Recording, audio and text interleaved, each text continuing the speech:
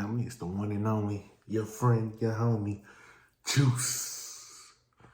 Wait, we back at it. If you're new to the channel, welcome. If it's not your first time, welcome back. So family, boys and girls, tonight we getting into MrBallen once again. She made one of the worst decisions ever. So yeah, let's check it out. I've been enjoying his stories, so I ain't gonna waste your time. Let's get straight to it. But before I press that play button, I need you to like, comment, subscribe if you want to support the boy. I truly and greatly appreciate it.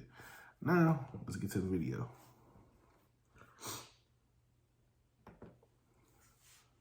There are two elements of today's story that are bound to shock you. The first is just, how could anyone allow this to happen? It's so awful. How could you do that? And then the second is just the severity of the punishment that was handed down for it. But before we get into today's story, if you're a fan of the strange, dark, and mysterious delivered in story format, then you've come to the right place, because that's all we do. We upload once or twice every week. If that's of interest to you, please hold the like button at gunpoint and force them to walk through puddles in their socks. Also, please subscribe to our channel and turn on all notifications so you don't miss any of our weekly uploads. Okay. All right, let's get into it. Y'all heard the man.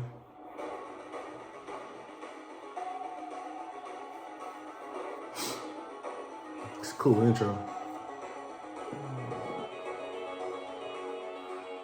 In 2001, Greg Biggs was a 37-year-old self-employed bricklayer who was living in a homeless shelter in Fort Worth, Texas. He was also the father I used to of live one there. child. He had an 18-year-old son named Brandon who lived with Greg's ex-wife. Despite not living with his son while his son grew up, Greg had always made a point of spending lots of time with Brandon, and so over the years they had become quite close. Cool. But besides his son, Greg really struggled to build meaningful long-term relationships with other people. It was like no matter how friendly and outgoing he was, people would just come into Greg's life and would leave very, very quickly. This made Greg, who always had struggled with his mental health, feel very isolated and lonely and desperate for human interaction. And so on the rare occasion where people did come into Greg's life, a new friend or a new love interest, he was always so excited to try to please them and keep them around, and he would often go overboard with his generosity and his willingness to do things for these people, to the point where he really set himself up for being taken advantage of. Case in point, 2 years earlier, a woman had kind of suddenly come into Greg's life, and Greg very quickly fell in love with her. And early on in their relationship, this woman tells Greg that she's struggling financially. And without any hesitation, Greg started giving her all of his money. Now, Greg was not a wealthy man, not by a long shot, and so before long, he had literally given this woman all of his money, to the point where Greg could no longer make truck payments, he couldn't make house payments, and so his vehicle and his home were repossessed. Oh, and man. after he's suddenly homeless and destitute, this woman who he's given all his money to, she also disappears. But despite being in this horrible situation of sudden homelessness, It's tough. Greg made the best of it. Anytime Greg was not working, he would be trying to make plans with his son Brandon to go walk around the mall downtown or go see a cheap afternoon movie. Times were definitely tough for He Greg. a great dad. But Greg stayed positive. He was a forever optimist, and he did this by focusing on the future. He was certain if he could just land a few more good-paying gigs, he could make that extra cash and finally buy a home again and buy a vehicle again and finally kind of get his life back together. Right. But unfortunately, he would never get that chance. On the morning of October 27th, 2001, two men called the Fort Worth Police Department to report having seen something suspicious on a park bench inside of Cobb Park.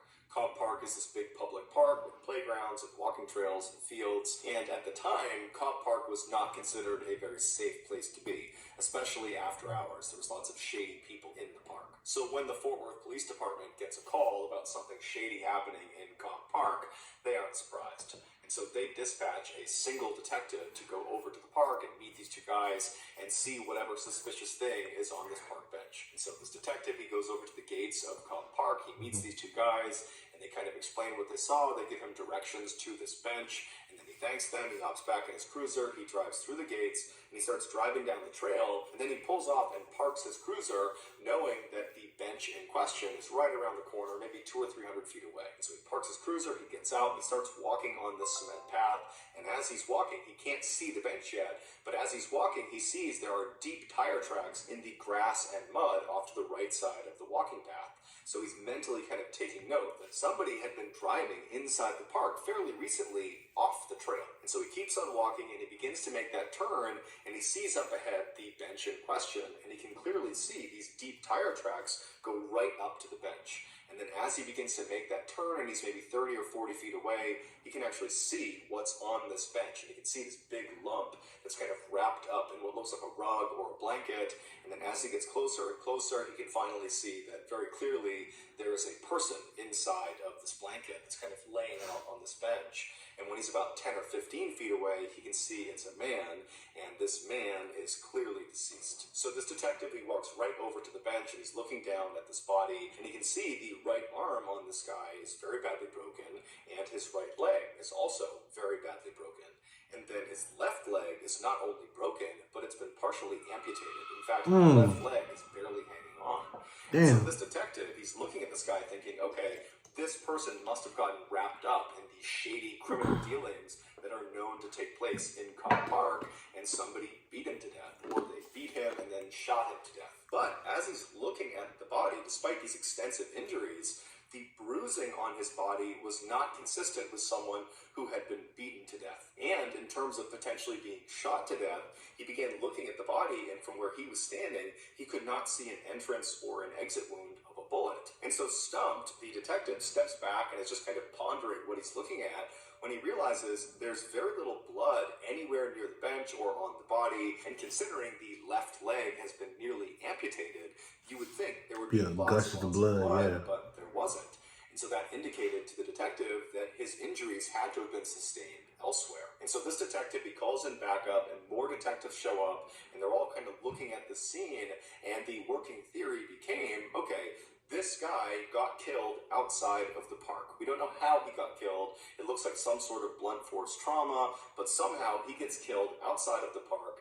And then his killers, they drive him into Cobb Park, which is why you have those deep tire tracks on the right side of the path, and they dump him on this bench. Later that day, the medical examiner would come out and positively identify the body as belonging to Greg Biggs. The same day that Greg was found, the police went out and began their investigation, and they started by interviewing people that had been in Cobb Park either that day or in recent days, and they also interviewed known criminals that they knew went into Cobb Park, and they reviewed CCTV footage both in the park and outside of the park. But no one knew anything about what happened to Greg, and the footage didn't show them anything interesting. And so very quickly, Greg's case began to languish, and no one knew what to make of it. Then, in February of 2002, so roughly 4 months after Greg was found, the Fort Worth Police Department received a phone call. It was from this young woman named Miranda Daniel, and she said, "I know what happened to the man in Cobb Park."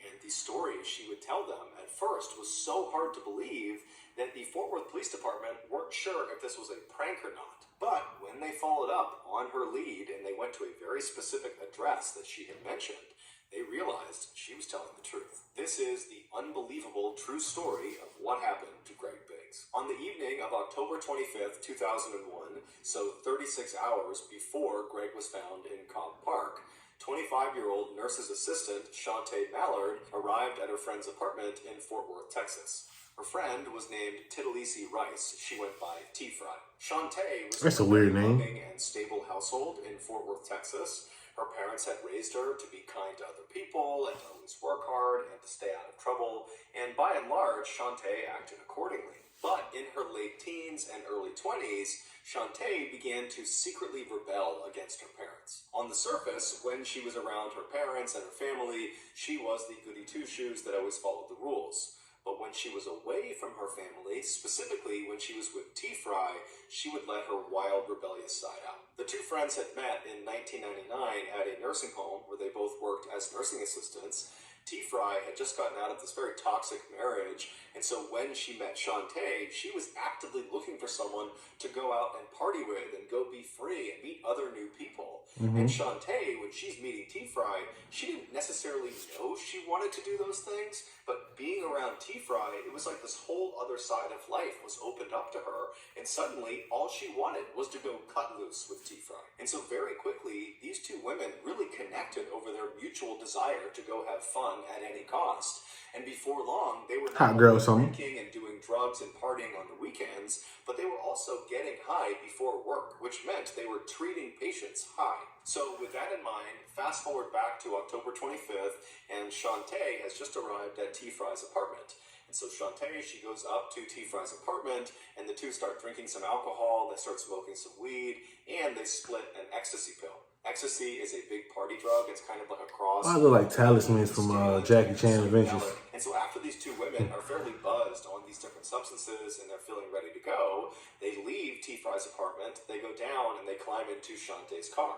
And Shantae drives the two of them to a local club called Joe's Big Bamboo. And so the plan was that's a weird name. To meet this guy named Cleet Jackson, who was Shantae's love interest. Nigga named Cleet? And the plan was they would hang out at the club with Cleet, and then at the end of the night, they would all leave, and Shantae and Cleet were going to spend the night together. And so Shantae... Who names a child Cleet? ...arrived in the parking lot of Joe's Big Bamboo. They park their car, they get out, and they meet up with Cleet, who was outside of the club, and the trio kind of sneak off from the rest of the people trying to get into the club, and they smoke some more marijuana, and then the trio, they go into the club, and they start having drinks, and they're partying, and they're dancing, they're having this great time, and then at some point in the night, Cleet kind of abandons Shantae and T-Fry, and he goes off with another woman he met that night in the club, and he would actually leave the club with this other woman, and he would vanish for the night. And so around 2 a.m., when the club is getting ready to close, Shantae realizes that Cleet, the guy she was going to go home with, he's gone now.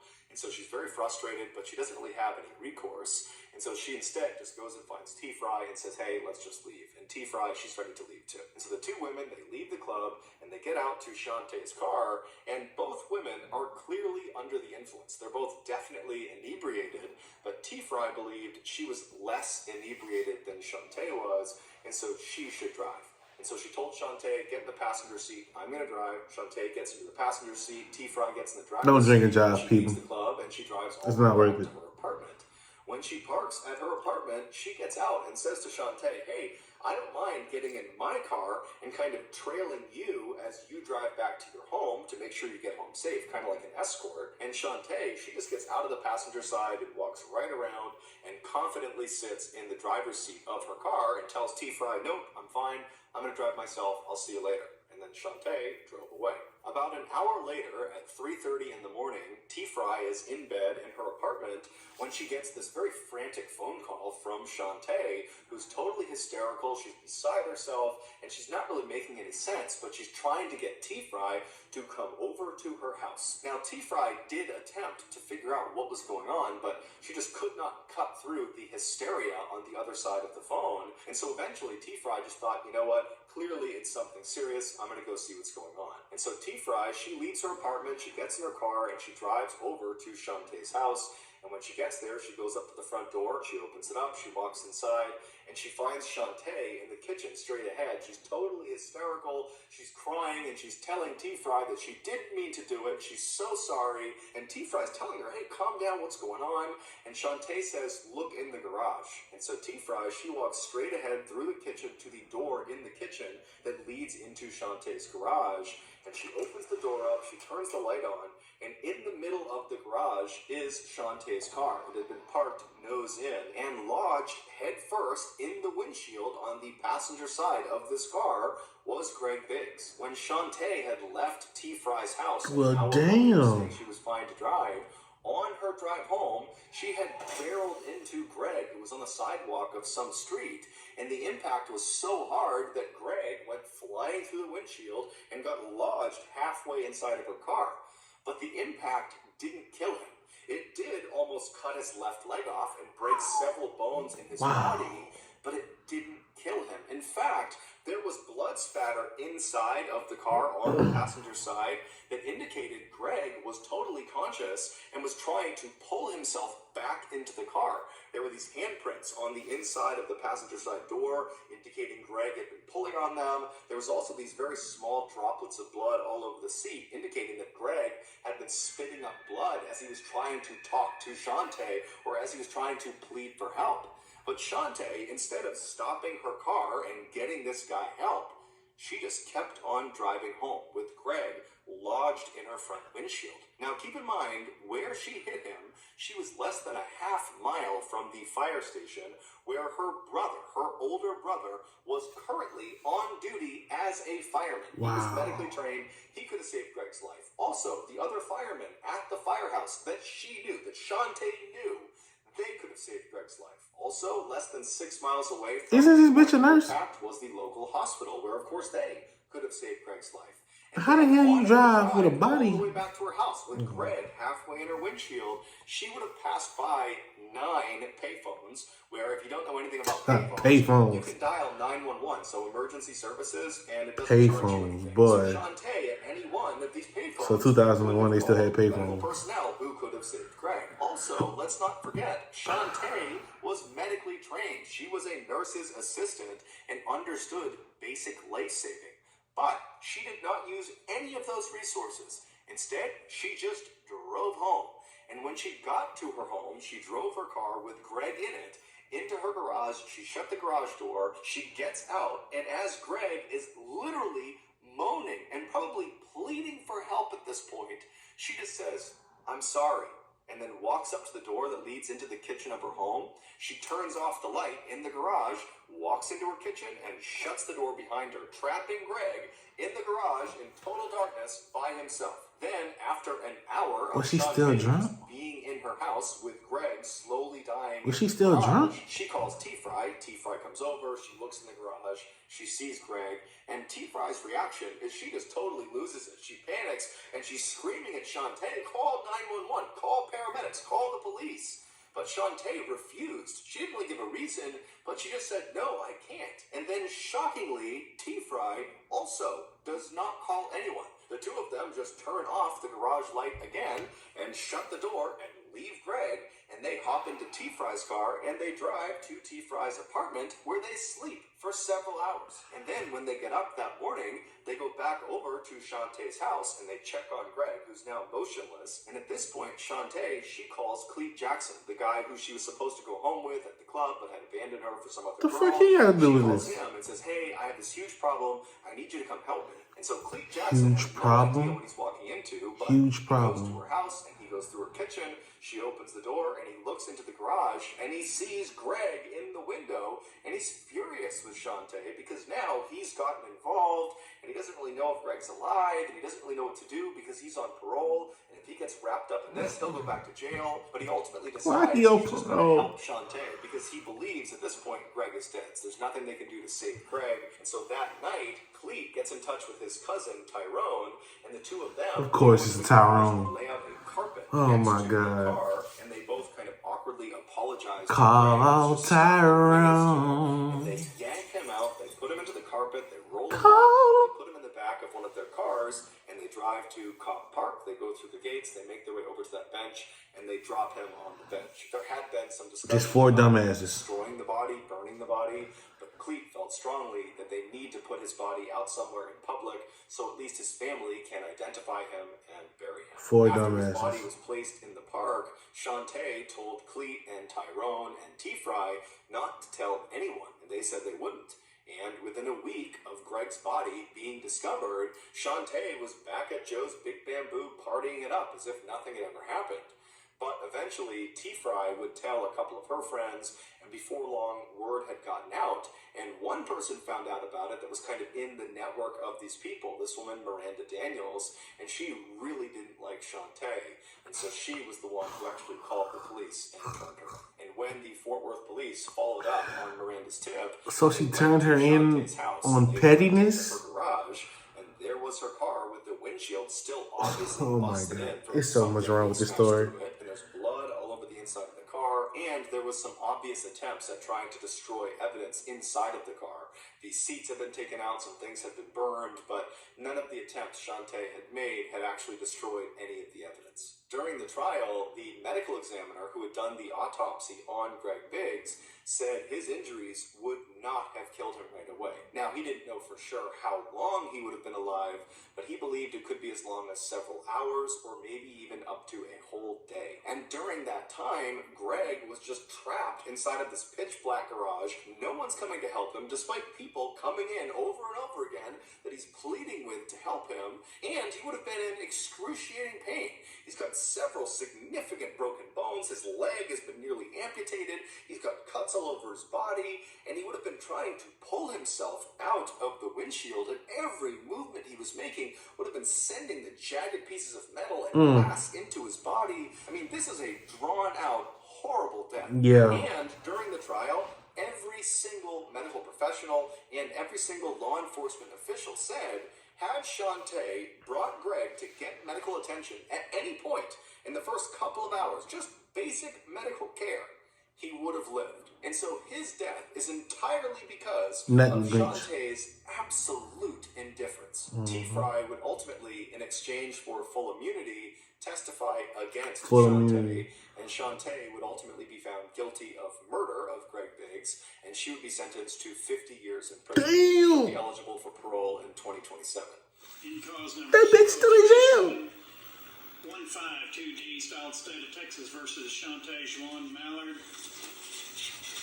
Verdict form is to count one. We, the jury, having found the defendant, Shantae Juan Mallard, guilty of the offense of murder, assess her punishment at confinement in the institutional division of the Texas Department of Criminal Justice for a period of 50 years. As for Clete Jackson and his cousin Tyrone, they received 10 years and 9 years, respectively, for their role in the crime. During the victim impact statement portion of the trial, Brandon Biggs, Greg's son, he took the stand, and he very eloquently told Shantae that he forgave her, and it seemed very genuine, and it moved Shantae to tears. And then Brandon looked out at the audience where Shantae's family was, and he said, you know, not only do I feel horrible for my family, but I feel bad for your family, Shantae, as well, because this crime has destroyed all of us. So that's going to do it, guys. If you got something out of today's episode and you haven't done this already, please hold the like button at gunpoint and force them to walk through puddles. How can you say that with a straight face? Subscribe to our channel and turn on all notifications so you don't miss any of our weekly one.